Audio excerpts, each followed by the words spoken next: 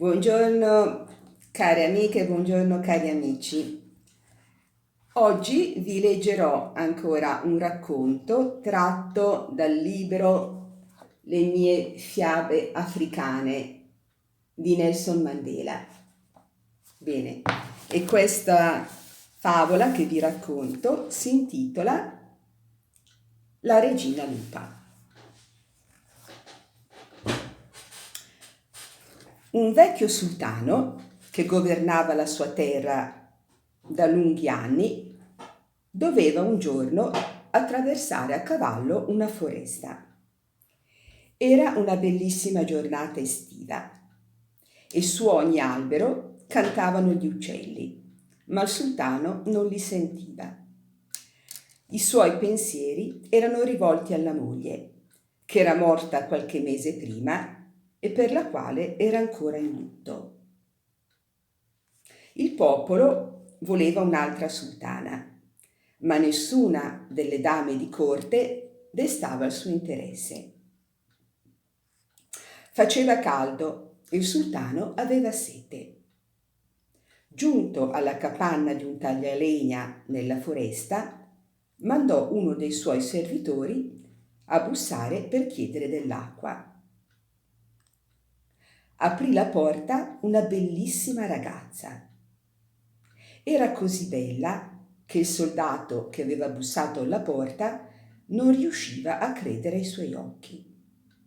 Lì per lì dimenticò completamente perché aveva bussato. Impaziente, il sultano lo mandò a chiamare. «Perché te ne stavi lì impalato? Non hanno dell'acqua da darci?» «Perdonami, mio signore», disse il soldato, «io volevo chiederla, ma la ragazza che ha aperto la porta è così bella che mi ha lasciato senza parole». Il sultano andò a vedere di persona e, in effetti, mai prima d'allora aveva visto una creatura tanto incantevole. Beve dell'acqua, la ringraziò cortesemente e tornò per la sua strada. Ma non riuscì a dimenticare il volto della ragazza. Il giorno dopo tornò di nuovo a chiedere dell'acqua e il terzo giorno pure.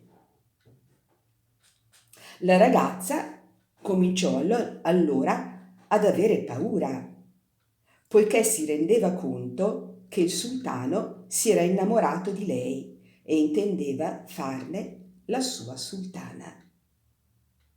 Ora si dirà che qualunque ragazza sarebbe ben felice di diventare una sultana, ma quella semplice figlia di un taglialegna era già innamorata e non voleva nessun altro corteggiatore che non fosse il bel giovane principe cui il suo cuore apparteneva. Dopo la terza visita, il sultano stette via qualche giorno. La ragazza era felice perché pensava che egli avesse deciso di scegliere un'altra sposa. Ma proprio quando cominciava a rasserenarsi, il sultano comparve un giorno in sella a un cavallo nero come la pece, con una gualdrappa rosso sangue e dei campanellini di rame che tintinnavano al trotto del cavallo. Amina, questo era il nome della giovane figlia del taglialegna. Amina disse: «Voglio che tu sia la mia sultana. Vuoi diventare mia moglie?» Subito lei escogitò un piano per prendere tempo. «Non ho neppure un bel vestito. Per prima cosa dovrai portarmi un vestito d'argento», gli disse. «Bene», disse il sultano. Poi lei corse a casa del principe di cui era innamorata per chiedergli consiglio, ma lui non c'era.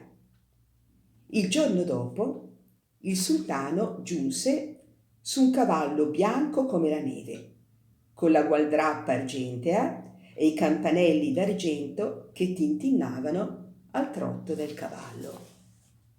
Ecco il vestito, disse, ma Amina guardò appena il vestito d'argento. No, non basta, portami prima un vestito d'oro. Bene, disse il sultano. Poi lei corse a casa del principe per chiedergli consiglio, ma lui non c'era. Il giorno dopo, il sultano venne in sella a un cavallo sauro, con la gualdrappa dorata e i campanelli d'oro che tintinnavano al trotto del cavallo. Ecco il vestito, disse, ma Amina guardò appena il vestito d'oro. No, non basta, disse. Portami prima un vestito di diamanti. Ora il sultano cominciava a diventare impaziente, ma Amina gli sorrise in un modo così incantevole che lui promise di fare ciò che gli chiedeva. Quando se ne andò, lei corse di nuovo a casa del principe. Questa volta c'era e Amina gli raccontò tutto e gli chiese consiglio. Gli disse che amava solo lui e non voleva diventare una sultana. Una via d'uscita c'è, disse il principe quando lei ebbe finito. Prendi questo anello, è un anello magico, e portalo sempre al dito medio della mano sinistra. Ricorda, il dito medio della mano sinistra. E prendi anche questa pelle di lupo. Se domani viene il sultano e vuole portarti a palazzo, vai nella tua stanza, mettiti la pelle sulle spalle, strofina l'anello e poi canta queste parole. Bira bira, anello bello, fai la magia. Bira bira, fai la magia. Bira bira, anello bello, fai la magia. Bira bira, fai la magia. Il pomeriggio del giorno dopo, il sultano arrivò in sella a un cavallo pezzato, con una gualdrappa tempestata di diamanti e di campanelli di cristallo che tintinnavano al trotto del cavallo. Ecco il vestito, disse ad Amina. Questa volta Amina ammirò il vestito e invitò il sultano a entrare in casa. Aspetta qui, disse, voglio andare a indossarlo. Ma invece del vestito si infilò sulle spalle la pelle del lupo, strofinò l'anello che aveva infilato nel dito medio della mano sinistra e cantò le parole che le aveva insegnato il suo principe. Cantò: Bira bira, anello bello, fai la magia. Bira bira, fai la magia. Bira bira, anello bello, fai la magia. Bira bira, fai la magia. Il sultano attese a lungo, ma vedendo che era passata mezz'ora senza che Amina tornasse, bussò alla porta della sua stanza. Poiché non vi fu alcuna risposta, aprì la porta. Sul letto stava disteso un lupo, con la testa appoggiata sulle zampe e gli occhi sfavillanti che osservavano ogni movimento del sultano. Il sultano allora afferrò la spada, ma il lupo saltò fuori dalla finestra. Di Amina non c'era alcuna traccia. Il sultano tornò al palazzo col cuore afflitto, poiché ora sapeva che non vi avrebbe mai portato Amina come sua sposa. Ma Amina non se la cavò tanto facilmente. Quando strofinò l'anello per riprendere le sue sembianze umane, aveva dimenticato le parole della canzone. Vagò qua e là nella sua pelle di lupo impaurita e senza meta, finché non si imbatté in un gruppo di cacciatori. «Guardate, un lupo addomesticato», disse uno dei cacciatori, vedendo Amina, che, raggelata dal terrore, non era più nemmeno in grado di scappare. La afferrarono e la portarono in una gabbia nella proprietà del principe di cui Amina era innamorata. Ma lui era letto ammalato e non seppe nulla della cosa.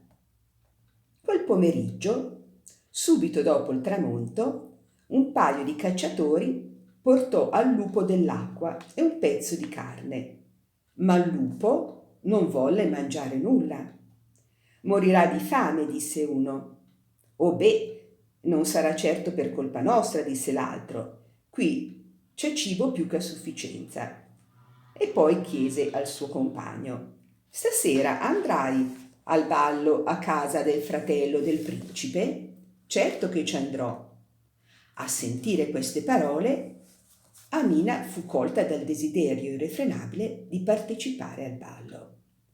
Pensa e ripensa, solo quando andò via il sole si ricordò all'improvviso le parole della canzone, perché poteva ricordarle solo dopo il tramonto.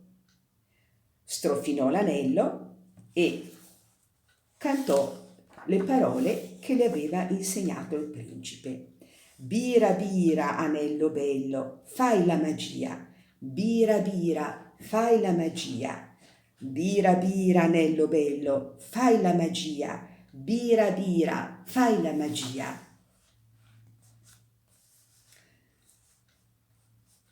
Strofinò l'anello e, una volta recuperate le sembianze umane, corse a casa del padre nella foresta e indossò l'abito d'argento. Quella sera Amina era la più bella ragazza della sala. Gli ospiti pensavano si trattasse della figlia, a tutti sconosciuta, del sultano, ma nessuno sapeva dire da dove fosse venuta. Amina danzò con il fratello del principe di cui era innamorata, ma in nessun modo riuscì a scorgere l'uomo che amava. «Ma dov'è tuo fratello?» chiese finalmente. «Mio fratello è ammalato, ma sarà certo qui al ballo di domani sera», rispose lui.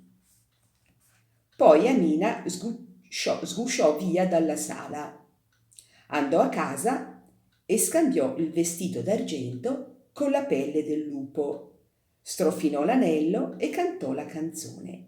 Dopodiché tornò a stendersi nella gabbia del lupo. Quando sorse il sole, aveva di nuovo dimenticato la canzone. La sera dopo, al secondo ballo, arrivarono ancora più ospiti. Il cibo era più gustoso e la musica più vivace. Di tutte le ragazze graziose, la giovane fanciulla col vestito d'oro era la più bella in assoluto. Ma neppure questa volta c'era il principe che Amina amava. Quando i cacciatori tornarono alla gabbia al mattino dopo, il lupo stava accucciato in un angolo, come al solito. Quella sera la danza giunse al culmine.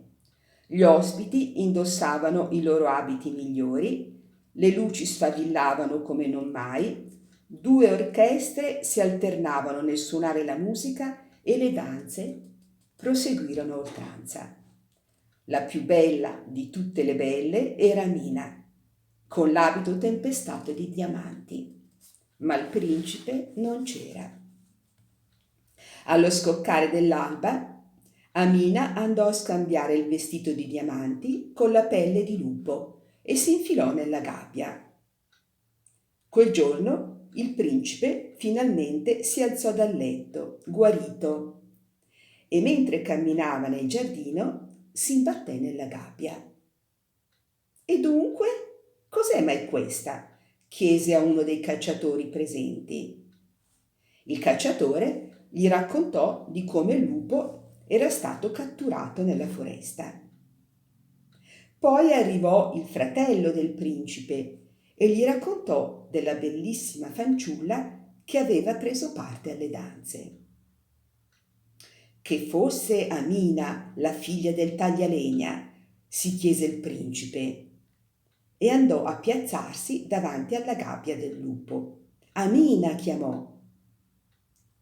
Il lupo correva di qua e di là, ma non riusciva a dire una parola, perché era ancora troppo presto e Amina non poteva ricordare le parole della canzone magica solo che dopo il tramonto.